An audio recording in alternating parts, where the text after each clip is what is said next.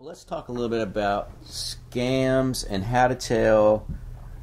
I mean, how can somebody out there protect themselves and educate themselves about what they need to know? You talked about not knowing what's going on when you first started knocking on doors, you know. Oh, man, yeah, you don't know anything. And so what kinds of things do people need to know to protect themselves?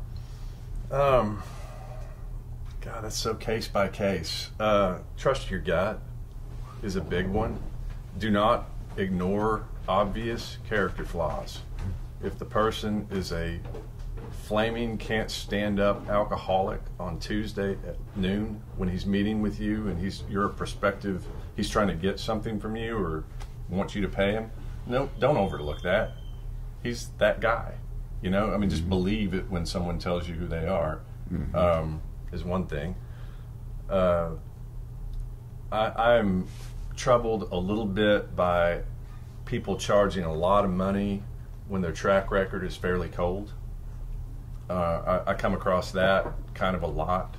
Someone who had some skins on the wall 30 years ago, and now they're charging $40,000 to make a record, a boutique record, and it takes 3 years to get it. You know, I mean, for one thing, 40 grand's a lot to spend. I mean, it's just a lot to spend on a record these days with the recording techniques that are available. If the track record, I mean, what have you done lately? If you're paying a premium price, you should be getting a premium service.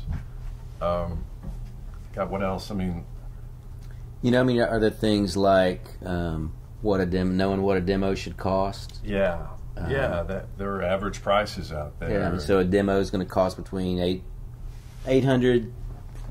say $600 to $1,000 for a studio demo. Track guys can bust it out for what, $4 or $5, yeah.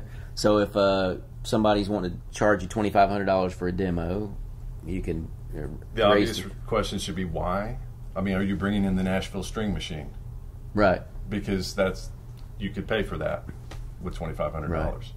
Yeah, if you know the prevailing rates, then you can tell when someone's charging you more, and there better be a good reason. Yeah.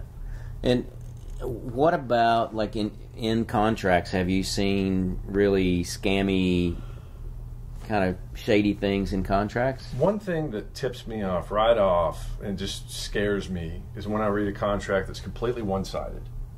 I don't like that as a beginning, and it usually, in my experience, when it's completely one-sided toward the person who has the deal to offer, and they generally don't want to budge off that point very much. They don't obligate themselves to much, and it usually doesn't work out in the long run. I believe that you can tell by a contract whether somebody knows that they've got to work too. You know? Mm-hmm. And if they really believe in you, or they're just hedging their bets. Yeah, they're just collecting catalog or whatever. But yeah, if someone's going to put something into you, then a contract should also spell out what they're going to do, not just what you're going to do. Right. Do you have any tips for people on how to check up on people? I mean, let's say, you know, Joe Smith with Hardy Boys record label offers you a writing deal or an artist deal. You know, because obviously their website's going to say he's amazing. You know, Joe has produced everybody from blah, blah, blah, blah, blah, blah, and is amazing. So do you have any tips for how to protect yourself from... Pick up the phone. Get out there and make some calls and check with people. I mean, you can find out who their past clients were. Call them. How'd it go? Thinking about doing what you did. Should I? That's a fair question. Mm-hmm. And they should be able to supply you with a list of names of people that will endorse them. You know? Right. Also, if you've got any friends, I know a lot of people that are watching right now probably are not in town, you know, and they probably don't have a chance to get to town very much. But, man, I mean, call me, call someone that might know, that might have an inside track. I know before Blacktop, I'd turned down 2 other deals that just didn't check out when I called around. And they were also very one-sided and all that. But Blacktop, none of that, you know? Mike's a respected guy, had a good team of people around him. They were getting some success. It was legitimate. Right. And so just don't be afraid to ask. Yeah. I think the internet's a great tool. You can get out there, and people like to complain. We've got plenty of opportunity to do it these days. Mm-hmm. So if you Google someone's name, I mean, you can find all sorts of stuff.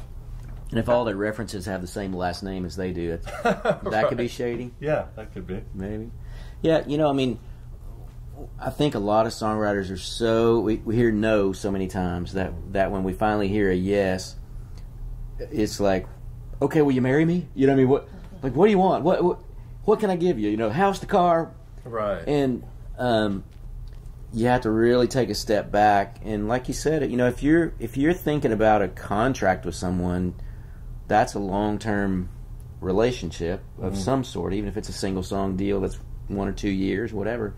And it bears kind of the same sort of homework you do before you enter into an exclusive relationship with a person, that you're dating. So call, check up references, ask around with reputable people you know. One thing, and this is so self-serving, but have a lawyer look it over. I mean, and really it should be an entertainment lawyer, because these things are completely different than any other contracts that are out there. This business is completely different. You take your contract to your buddy's dad, who's a lawyer in Wisconsin, and he has no idea what a mechanical royalty is. He doesn't know what that word means. It's never come up in his life, just like I don't know about medical malpractice, like, at all. Antitrust, I know about some things, but I don't know the words, It's like, have it looked over, and this is the thing, like, this is what you reminded me of. Don't be afraid to say no. Don't be afraid to, you will lose any negotiation that you were completely afraid to walk away from. Like, if you want the deal so bad that you don't care what the terms are, then just know that about yourself, accept them. Don't pretend to negotiate, just sign it. But I'd advise against that.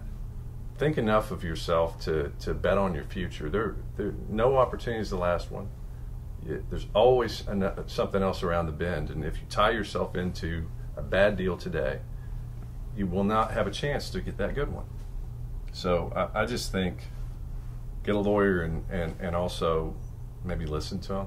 I have so many people come to me with a deal and they want it so bad. They just want to say yes. How can we make this work? And what they don't want to hear from me is anything bad. Right. And if I tell them this looks kind of sketchy, the attitude becomes sometimes, don't screw this up for me. I'm not trying to screw it up. And you're trying to help, but I understand how that feels, because I hired a lawyer for my own publishing deal.